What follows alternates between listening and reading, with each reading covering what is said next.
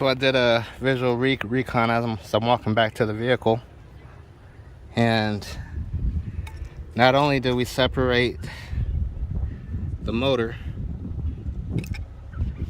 and break the arm, we have a fractured top plate that I found.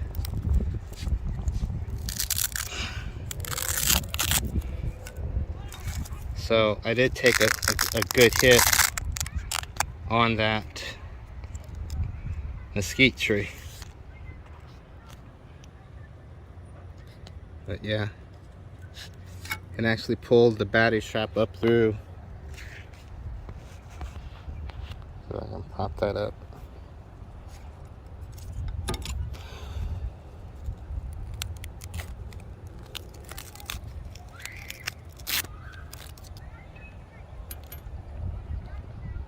So I got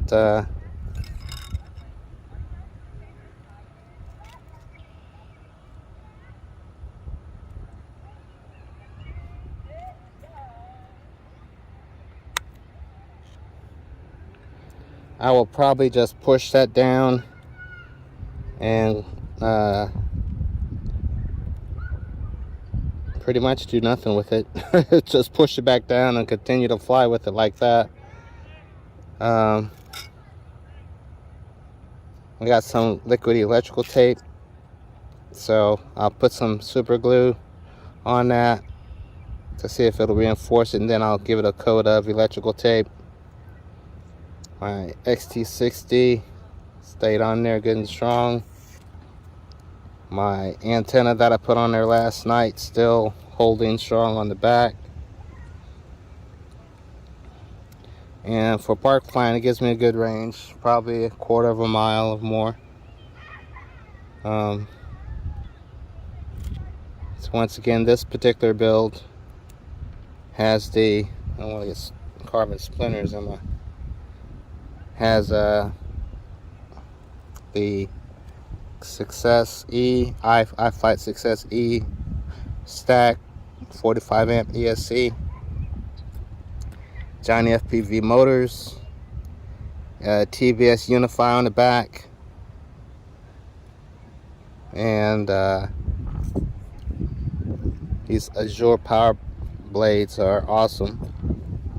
Very good prop for speed. If you like speed, I highly recommend it. On a, you know, these are what, 2700 kV motors, 2207s. So this bell here I'll probably put on this one. This is the one that I scarred up, and keep this bell as a replacement. Or do I even need to switch that bell out right now? Oop.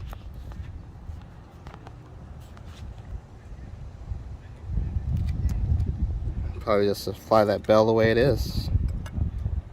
It's not prohibiting me to fly, so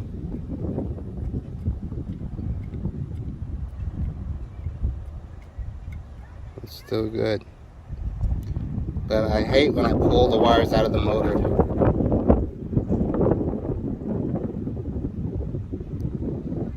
Because all that good wire there, I can't even, or motor, I can't even use it. But yeah.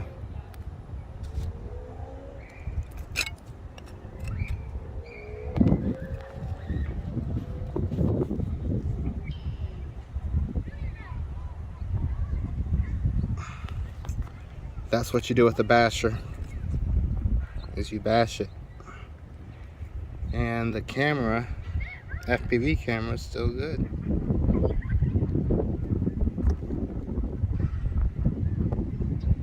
I'm gonna try to plug it up to power and see what happens. I'm hoping I get all 4 ESCs to beep.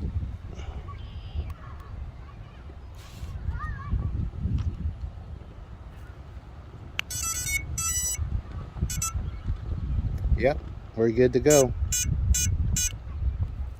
So I just need to get me another arm and another motor and put it back on the flight line. Just wanted to record this flight, and hopefully the goggle video shows some interesting flight through there. I was getting breakup, but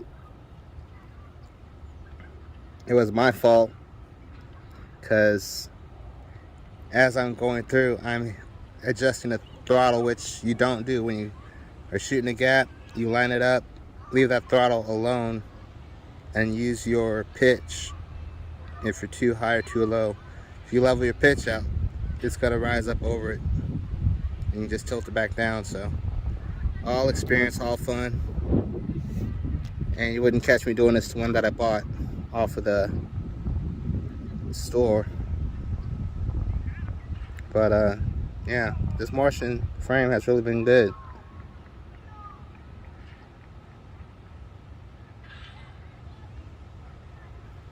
So that's it for now, and as these frames continue to get damaged, we'll just be moving closer to purchasing new frames. Financially, I'm not in a position right now to buy anything. My illness has I had to leave work. I mean, I'm moving around, I'm talking, but my skin, my whole body is broken out in psoriasis. And for me, being who I am, it's been a real life-changing sickness. You see people in public with scars. See how I'm picking my nose? It's just that psoriasis is just making it. And after you rub it so many times, you get scarred up. But yeah, that psoriasis has made me change my whole life. Can't go off the grid, can't work, not right now anyway. I applied for disability, so hopefully once I get the disability, I'll be able to afford the medicine, because right now I'm on shots. It's $3,000. I'm thinking it's anywhere from $1,500 to $3,000 a shot for this Humira drug that I'm injecting into my body. I was taking methotrexate, which damages your liver and your organs. However, it calms your immune system down to where you don't have scabs. I still have the scars and the scabs. You just can't see them because of the medicine, but I was on that cheap medicine, but it damages your body. The Humira, expensive medicine, and it damages your body. So yeah, I'm not working a job with insurance to afford the Humira, and working from check to check, you can't afford the Humira. The only way you can afford it as a poor person is to not work, and that's not who I am, but that's the cards I'm dealt. But I got a lawyer, and he says he'll work with me if I'm denied my disability.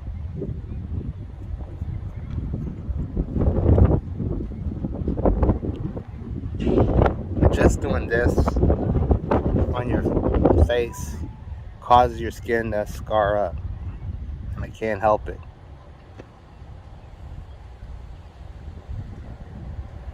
But I thank the Lord and thank everybody for all the help they've given me. And let's keep praying that tomorrow's better.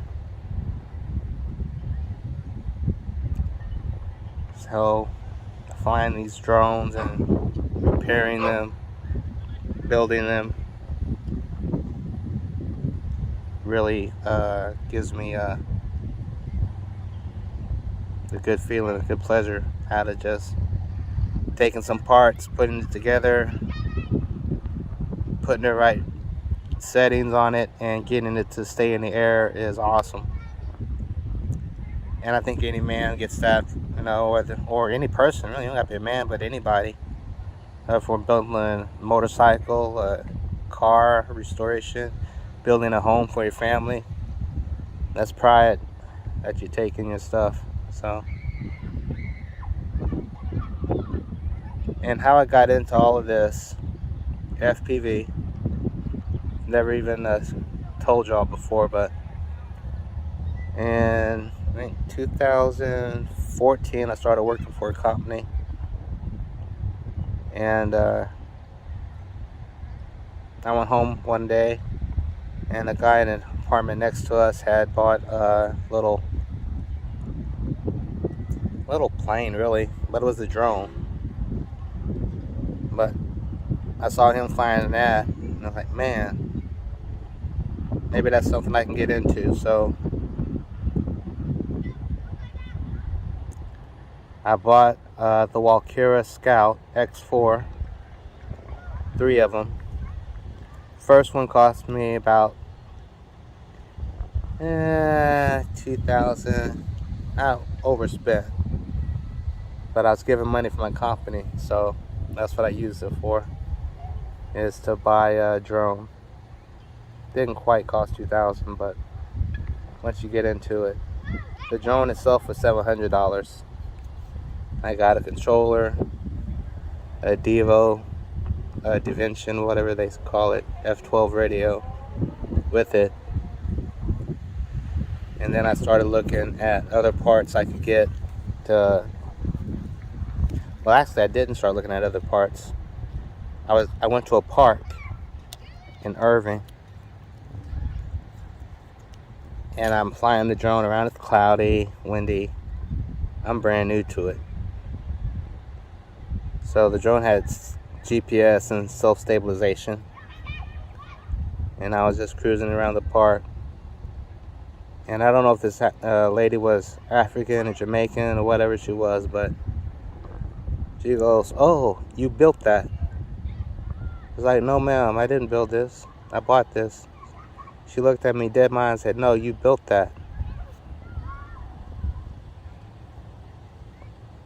And I didn't want to argue with her. Like, okay, I smiled back at her, but the fact that she just looked at me like that and said, "No, you built that." And I went home, started looking on the internet, and I bought my first little carbon fiber quads that I was buying was the Nighthawk clones, and I had the CC3D flight controller back then with the Devo receivers. So I was building them. Didn't have any cameras on the front, just the drone itself. But I put it all together. It wasn't the most stable. However, I continued to tinker with it.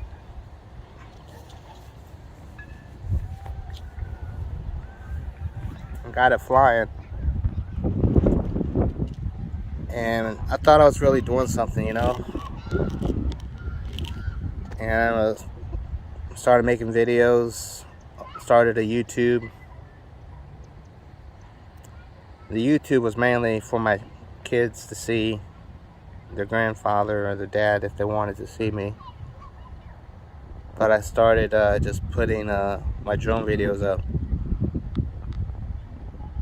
So at least I'll be on the internet if they ever wanted to look and see what their granddaddy did or was doing.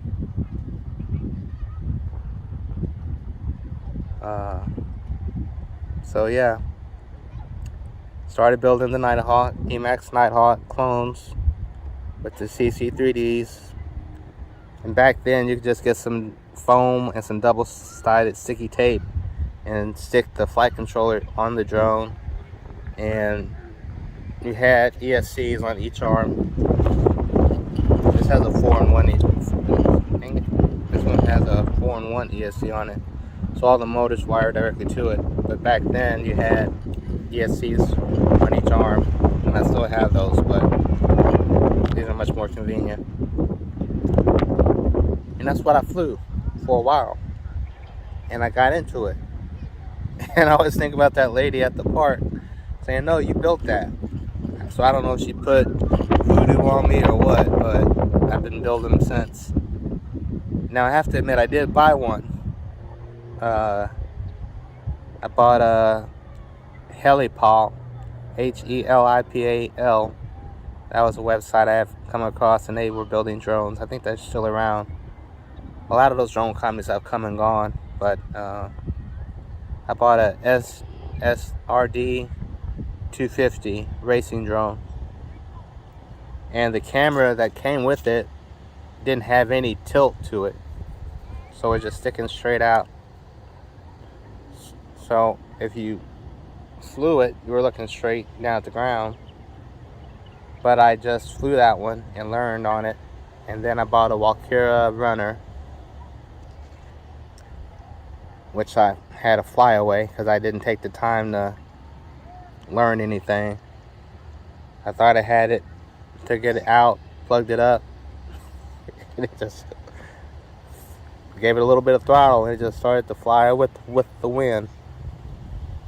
But after all that time, between 2014 and 2016, I started building my own drones. Started out with the fiberglass, the 450 DJI flame wheel clone, and then I got a hexacopter, started building them, and these are all built with the CC3D flight controller and the Devo receivers and that radio that I got with that first drone that I bought. And I kept buying that stuff. I mean, it was cheap. The frames, really cheap. Every time I went out to fly, I wasn't doing anything special, but if you crashed, you're guaranteed one of the arms were going to break, if not multiple arms were going to break. And that's crashing in grass. These arms here, I think this was one of the first frames I got with the 4mm thickness on them. But I've crashed these in the rebar, concrete, a tree, multiple trees, and they've just kept on going. But my first drones were cheap parts, cheap motors. I've been buying Emax motors for a long time. Back then I was buying the 2204, 2300 kV motors from Emax, as everybody else was. I just started building drones. So thanks to the lady that, that turned on that switch on me, that hey, you can build this.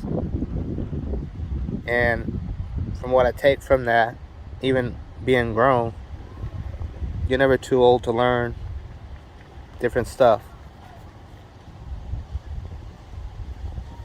So yeah, so after all that time, I just got more and more into it.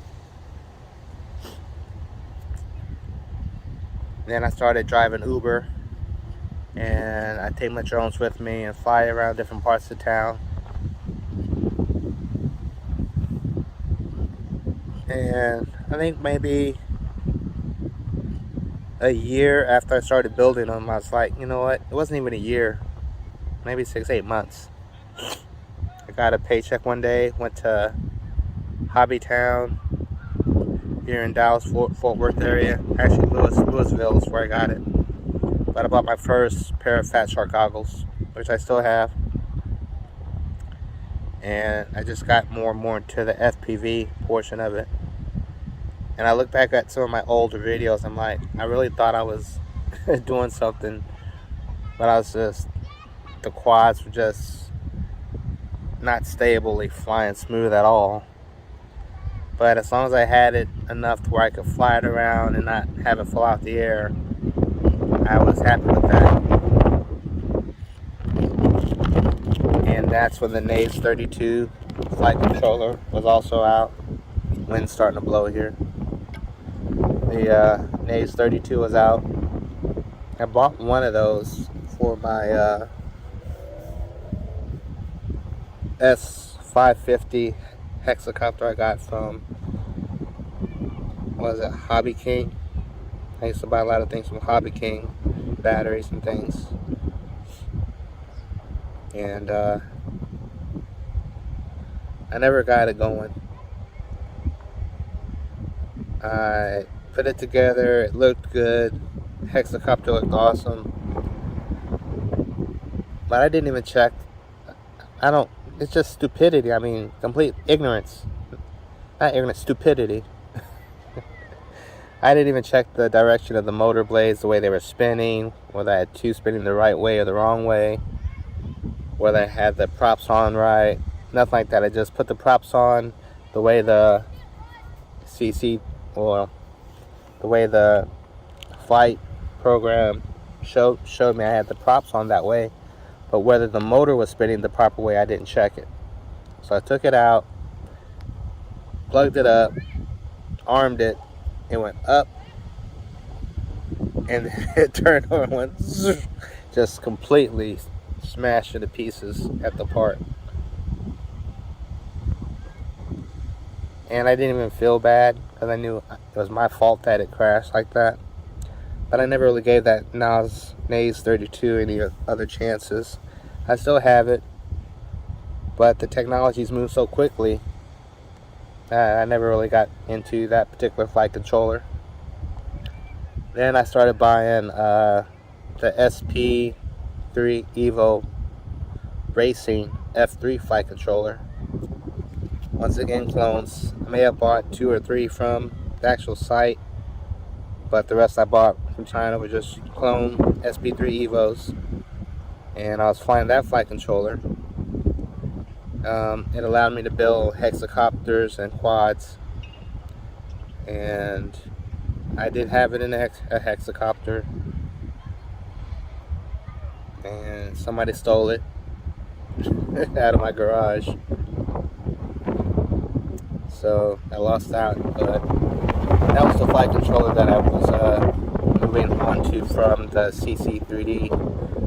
I had the Adams, CC3D Adams. And let's see, I think around that time I started watching Joshua Bardwell's channel, and he came out with a flight controller, JPF4. And at this particular time I had maybe 2, 3 250 size quads. But at the same time I bought that JB F4 flight controller, I also bought the ESC with it. And that's when I started getting into the 4-in-1s and stuff. So I was buying the JBs to support him, what he does. And let's see. So yeah, that's when I started really getting into FPV and flying and building. So from 2016 till now, I went from the JBF4 flight controller to this iFlight Success E F4 budget flight controller and ESC, which has flown for me very nicely.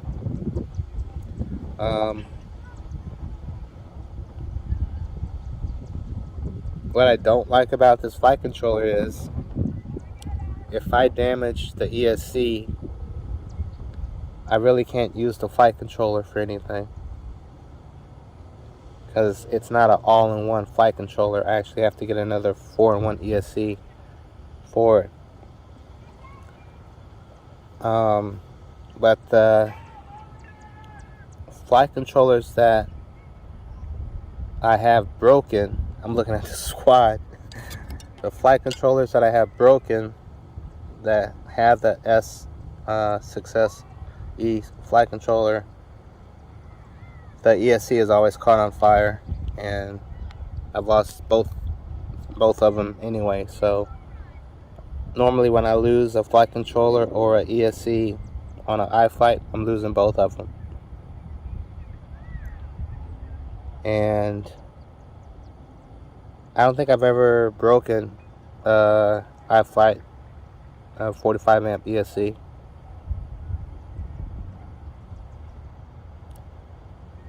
But I know I can keep the flight controller, and then just by chance if one of the flight controllers do die and the ESC is still good, I can just put those together and have another stack.